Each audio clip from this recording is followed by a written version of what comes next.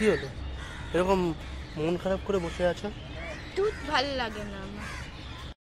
কেন, আবার কি হলো? আমি কি করলাম? শীতকাল এসে গেল, তাও আমি কোথাও ঘুরতে যেতে পারছি না, ভালো কোনো জায়গায় যেতে পারছি না। সেটা নিয়ে তুমি কোনো ভাবনা চিন্তাই করছো না। ও বুঝলাম, তাহলে এই সমস্যা। আর তুমি তো কলকাতা ঘুরতে ভালোবাসো। আচ্ছা, তুমি কি আমাদের কলকাতার ইতিহাস সম্বন্ধে জানো? হ্যাঁ, কিছু জানি, সব জানি না। আচ্ছা, তাহলে চলো আমরা আজকে যাব আমাদের কলকাতার ইতিহাস জানতে সেই মেট ক্যাফে হলে। আচ্ছা, কি আছে সেখানে? চলো, সেখানে গেলেই জানতে পারবে। ওকে, তবে চলো যাওয়া যাক। চলো।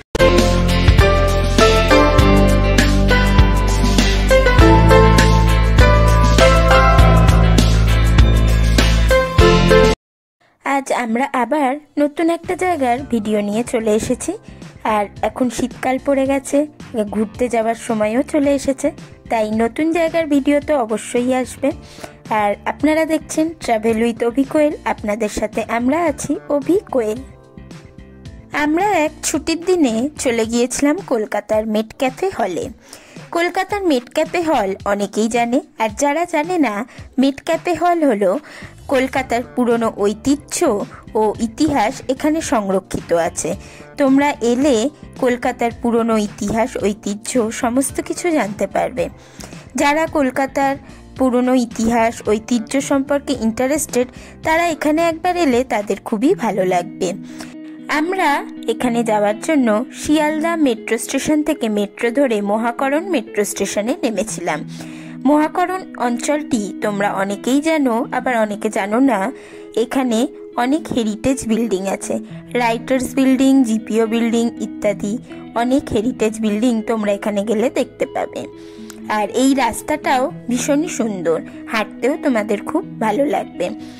মেট ক্যাফে হলের কাছাকাছি স্টেশন হলো বিবিডি বাগ স্টেশন। তোমরা বিবিডি বাগের যে কোনো ট্রেন ধরেও এখানে চলে আসতে পারবে। মিলেনিয়াম পার্কের ঠিক উল্টো দিকেই হলো এই মেট ক্যাফে হল। মেট ক্যাফে হলের টিকিট মূল্য মাত্র 20 টাকা। তবে এখানে টিকিট কাটার অন্য কোনো উপায় নেই, এখানে স্ক্যানারে স্ক্যান করেই টিকিট তোমাদের কেটে নিতে হবে। আর এখানে মেট ক্যাফে হলের ইতিহাসটা লেখা আছে, তোমরা পজ করে ইতিহাসটা একবার দেখে নিতে পারো। মেট ক্যাফে হল খোলা থাকে সকাল 10টা থেকে বিকেল 6টা অবধি, আর সোমবার দিন হল বন্ধ থাকে, আর রোজ দিনই হল খোলা থাকে। চলো এবার তোমাদের সাথে শেয়ার করে নিই মেট ক্যাফে হলের ভিতরটা। মেট ক্যাফে হলের ভিতরটা ছবি তোলার জন্য অসাধারণ একটা জায়গা, আর আমাদের পুরনো হেরিটেজ ইতিহাস জানার জন্য তো দারুণ একটা জায়গায়। তোমরা ভিতরটা দেখলেই বুঝতে পারবে কত সুন্দর। মেট ক্যাফে হল 2টো তলা নিয়ে তৈরি। মেট ক্যাফে হলে ঘুরতে আমাদের খুব একটা বেশি সময় লাগেনি, তোমাদের হাতে সময় থাকলে একদিন এখানে ভিজিট করতেই পারো। আমরা দুপুর 1:30টার সময় এখানে ঢুকেছিলাম, আমাদের 2:45-এর মধ্যেই দেখা কমপ্লিট হয়ে গিয়েছিল।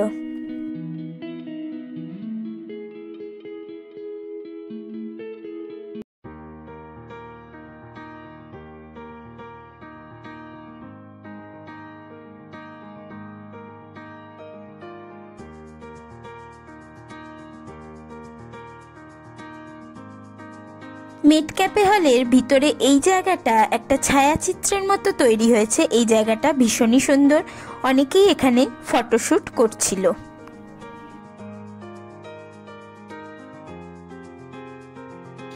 এই ঘরটাতে মেট ক্যাফে হল কিভাবে তৈরি হয়েছিল তার সমস্ত ছবি এখানে দেওয়া আছে।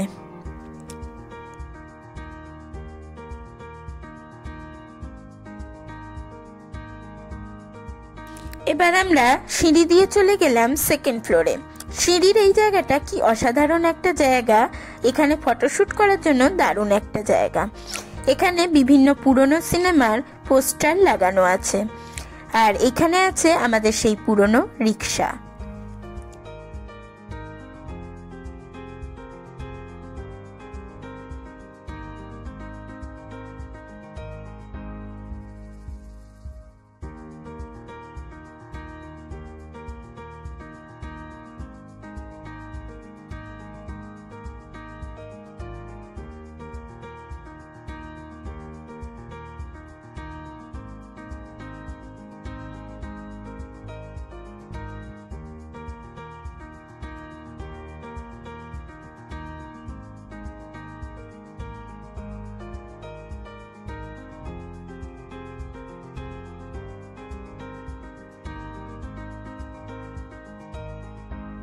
এরপর আমরা চলে গেলাম সেকেন্ড ফ্লোরের এই ঘরটাতে।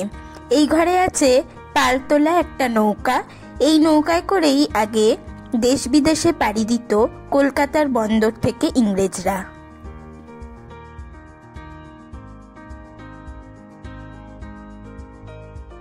কলকাতার পুরনো নৌকোর ইতিহাস আর বন্দরের ইতিহাস দেয়ালে হাতে আঁকা ছবির মাধ্যমে সংরক্ষণ করা হয়েছে এখানে। আগে আমাদের পাড়ায় পাড়ায় এই ক্যারাম বোর্ড খেলা হতো, সেই ক্যারাম বোর্ডও এখানে সংরক্ষণ করা হয়েছে। তারপর আমরা চলে গেলাম সিটি অফ ইনফ্লুয়েন্স এই ঘরটাতে। এখানে নেতাজি, মাদার টেরেসার মতো কিছু মানুষের কথা সংরক্ষণ করা হয়েছে, যা আমাদের অলওয়েজ মোটিভেট করে।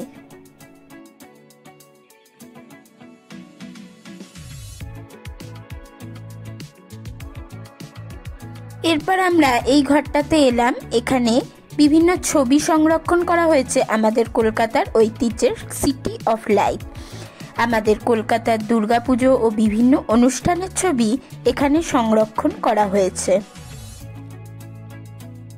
এগুলো পোস্ট বক্সের মধ্যেই আগে বাড়ি বাড়ি চিঠি পৌঁছে দেওয়া হতো।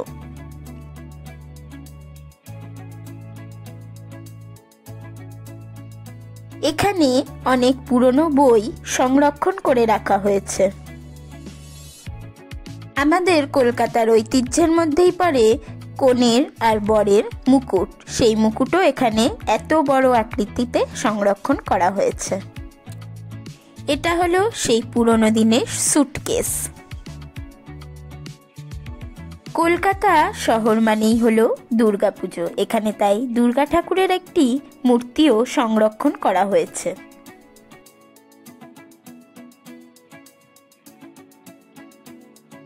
এই ঘরটাতে কলকাতার বাবু কালচার, কফি হাউস, এগুলো সমস্ত কিছুই আমাদের কলকাতার ঐতিহ্য। এই ঘরটাতে তারই ইতিহাস সংরক্ষণ করা আছে।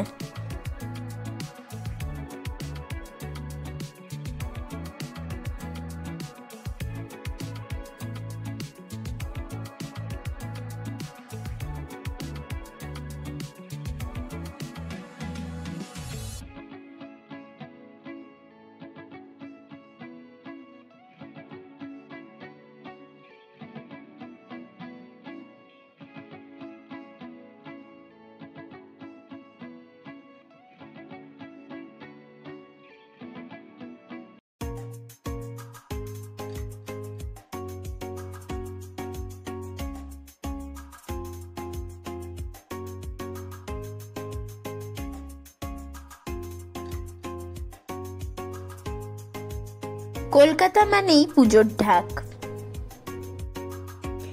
এই ঘরটাতে সংরক্ষণ করা আছে কলকাতার সেই পুরনো কাঠের সিঁড়ি। এই কাঠের সিঁড়িটা দিয়ে ওপরে ওঠা যায় না, কিন্তু দেখতে অসাধারণ লাগছে।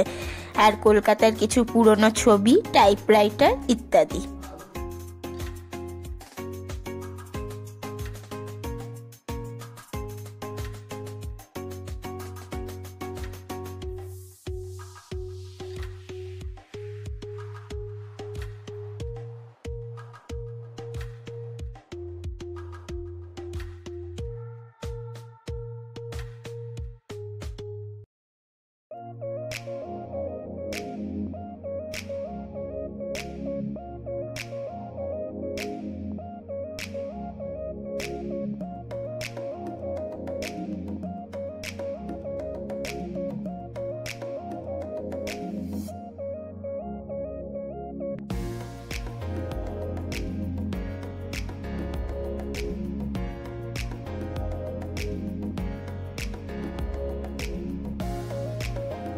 সেই পুরনো মিউজিক সিস্টেম, আর আছে এখানে সেই বায়োস্কোপ, যাতে সিনেমা দেখা হতো।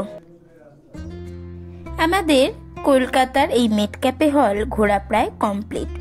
তোমাদের হাতে সময় কম থাকলে অথচ কোথাও ঘুরতে যেতে ইচ্ছা করছে, তাহলে এই মেটক্যাপে হলে একবার ঘুরে যেতে পারো। কারণ আমাদের এখানে ঘুরতে সময় লেগেছে 1 ঘন্টা 15 মিনিট মতো। তাই এখানে তোমরা কম সময়ের জন্য আসতেই পারো। তোমাদের এখানে এসে কিছু খেতে ইচ্ছা করলে এই স্ট্রিট ফুডের স্টলগুলোতেও খেয়ে নিতে পারো।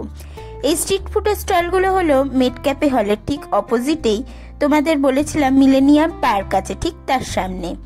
মিলেনিয়াম পার্কেরও কিছু ভিডিও তোমাদের সাথে শেয়ার করলাম।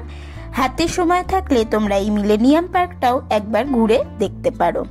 এই জায়গাটিও খুব সুন্দর একটি জায়গা, ফটোশ্যুট করার জন্য তো দারুণ জায়গা, খুবই ভালো একটি জায়গা। সামনে আমাদের হাওড়া ব্রিজ দেখা যাচ্ছে। আমরা সেদিন মেটক্যাপে হল ঘোরার পর এই মিলেনিয়াম পার্কেও একটু ঘুরে একটু বসে সময় কাটিয়ে বাড়ির উদ্দেশ্যে রওনা হলাম। ও হ্যাঁ, আসার আগে স্ট্রিট ফুডও একটু খেয়েছিলাম, চাউমিন আর আমাদের ফেভারিট চা। তোমরা এখানে এলে আমাদের মতো এরকম একটা সুন্দর সময় কাটাতে পারো। আর আজকের ভিডিও এখানেই শেষ করছি। পরবর্তী ভিডিওয় তোমাদের সাথে আবার দেখা হচ্ছে। চলো টাটা। আর শীতকাল, অবশ্যই নতুন নতুন অনেক ভিডিও আসবে। তোমরা দেখছিলে ট্রাভেল উইথ অভি কোয়েল, তোমাদের সাথে আমরা ছিলাম অভি কোয়েল।